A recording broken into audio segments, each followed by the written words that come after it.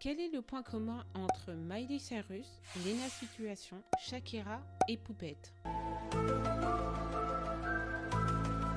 Toutes les quatre ont récemment étalé leur vie privée sur internet. Shakira et Miley Cyrus pour terminer leur ex via une musique, pour Léna Situation et Poupette simplement en racontant leur quotidien devant des millions de personnes. On va voir ensemble pourquoi les gens aiment étaler leur vie privée sur internet et ainsi avoir votre avis sur la question: pensez-vous que nous devons garder notre vie privée loin des réseaux sociaux? Avant de donner notre avis, on va essayer de comprendre le but et l'intérêt d'étaler sa vie sur internet.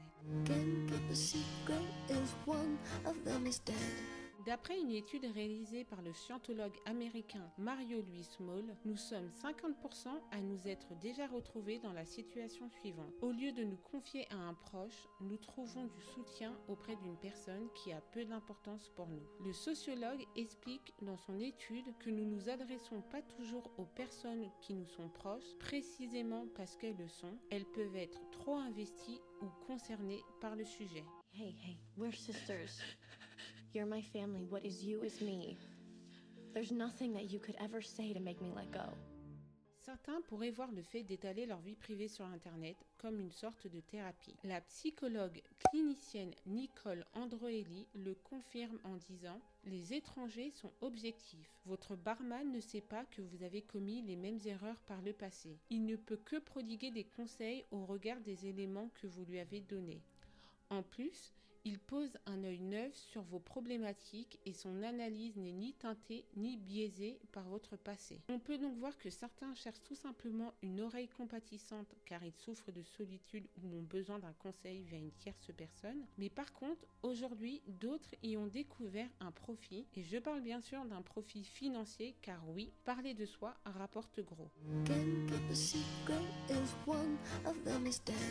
Selon une étude, 47% des parents influenceurs déclarent que cette activité est devenue leur seule source de revenus, notamment via les partenariats. Certaines familles en ont fait un vrai business. Elle a aussi utilisé son enfant adopté pour une vidéo sponsorisée autour d'une marque de savon, où elle dit qu'elle utilise cette marque de savon parce que l'odeur la rapproche de son enfant adopté, que 8 parents sur 10 se sentent plus proches de leur enfant en utilisant cette marque de savon pour la mettre en avant, ce qui est complètement ridicule et plutôt immoral. Quand on sait qu'un partenariat avec un compte qui a 500 000 abonnés sur Instagram, c'est entre 1500 et 5000 euros en moyenne, en fonction des marques bien sûr. Pour les autres parents influenceurs qui ont 1 million d'abonnés, c'est au moins entre 4000 et 5000 euros, voire plus. Ce sont des chiffres qu'ont donné le fondateur d'Audace. Les chiffres peuvent paraître énormes, mais il faut savoir que c'est seulement 4% des parents influenceurs qui déclarent gagner plus de 50 000 euros par mois avec cette activité. 71% d'entre eux touchent au moins 5 000 euros par mois. Par contre, il y a maintenant des lois qui ont été mises en vigueur pour protéger les enfants, car n'oublions pas que selon les chiffres d'un rapport du NCME publié en 2020, 50% des photographies qui s'échangent sur des forums pédopornographiques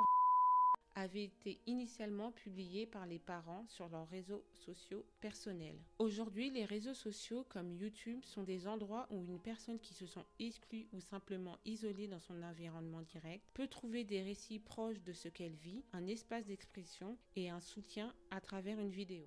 Aujourd'hui, je sentais trop que j'allais te voir sur Paris. Tu sentais que t'allais me voir aujourd'hui? C'est dingue. Et t'as changé ma vie. Il y a donc toujours ce besoin de sortir de la solitude, ce besoin de reconnaissance sociale, ce qui nous amène à la fameuse pyramide de Maslow, avec le besoin d'appartenance à un groupe, à une communauté ou à une famille. Le créateur cherche le besoin d'estime et les abonnés l'appartenance. Nous avons vu d'où pouvait provenir le besoin d'étaler sa vie privée. Alors maintenant, essayons de répondre ensemble à la question: devons-nous garder notre vie privée loin des réseaux sociaux? Personnellement, je crois que oui, qu'il ne faut pas parler de sa vie privée sur les réseaux sociaux et même à certaines personnes de son entourage. Et pour ça, je me suis inspirée encore une fois de Shakira et Miley Cyrus. Avant d'étayer le sujet, voyons une définition, le classique de la chaîne. Que signifie le mot vie privée? Cela veut dire ce qui fait partie de la vie familiale, personnelle d'un individu, de son intimité, ce qui ne concerne pas les autres. Vu la définition, je pourrais finir la vidéo sur ça, mais hormis la définition, j'estime que cela peut aussi se retourner contre vous un jour ou l'autre. Aujourd'hui, nous avons pris l'habitude avec les réseaux sociaux de montrer nos vies, partager nos avis sur tout, car tout le monde le fait, c'est devenu une mode. Hashtag liberté d'expression. Mais certains oublient que leurs mots peuvent se retourner contre eux, comme ces personnes par exemple qui se sont fait licencier. Tu vis, toi tu crèves. Toi tu vis, toi tu vis, toi tu vis, toi tu vis, toi tu crèves. Certains à juste titre. Ou encore Kim Kardashian en montrant sa vie, cela a suscité de la jalousie auprès de mauvaises personnes qui l'ont tout simplement cambriolée. Quand il s'agit de parler de sa vie privée et encore plus de sa relation amoureuse, il y a un facteur à prendre en compte, c'est le temps. Les gens changent et évoluent. Les propos que vous avez tenus aujourd'hui peuvent vous pousser à ne plus les penser dans un mois, voire un an. Nous sommes dans un ère de la cancel où nous supprimons un artiste pour des propos passés ou actuels sur la simple raison qu'on ne les tolère plus. Prenez bien en compte que ce même principe est aussi effectué dans votre vie privée avec votre entourage. À titre d'exemple, nous allons parler de la relation amoureuse entre Rihanna et Chris Brown. Celui-ci l'a battu, ce qui a fait baisser sa cote de popularité auprès de tous, et nous avons tous ressenti de l'empathie pour Rihanna et de la peine. Mais voilà que celle-ci décide, malgré l'interdiction de beaucoup, de retourner avec lui. Comme vous vous en doutez, beaucoup ont appelé au boycott de Rihanna car déçus de son comportement, d'autres lui en voulaient de montrer le mauvais exemple aux jeunes filles en retournant avec un homme violent. Il n'a pas fallu longtemps pour que Rihanna réagisse et pour cela, elle a sorti une musique en collaboration avec Chris Brown lui-même qui s'intitule Nobody Business, en français, ce ne sont pas vos affaires.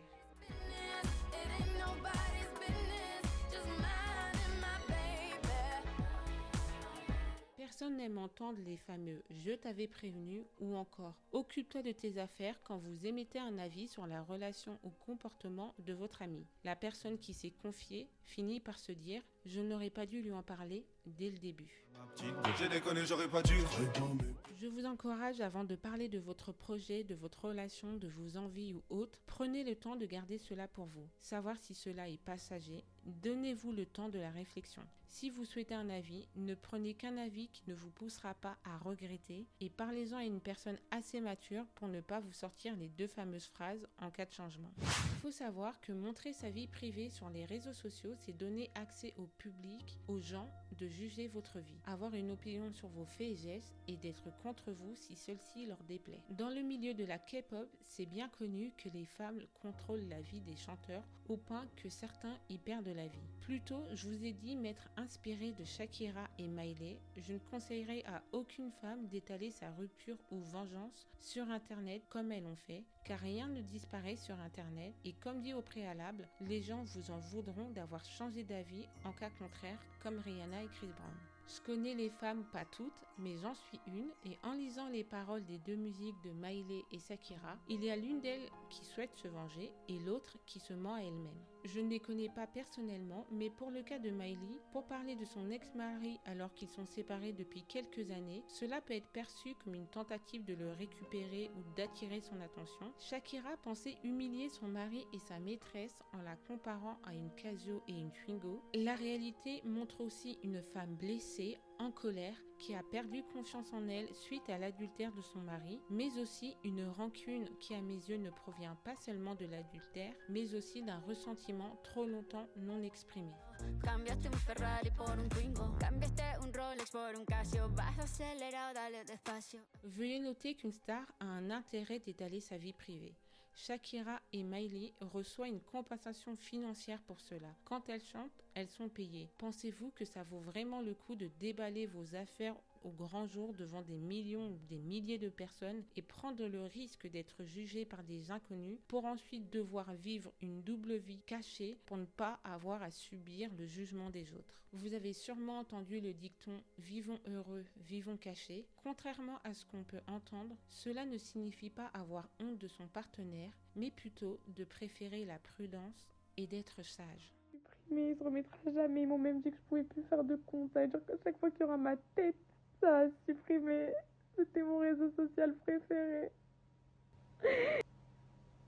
Êtes-vous du style à parler de votre vie privée ou à garder tout pour vous? Dites-moi tout en commentaire. Et si vous avez envie de parler, je vous laisse ces 2 vidéos. N'hésitez pas à commenter et à partager. Et en attendant, soyez réconciliés, connectés et talentueux.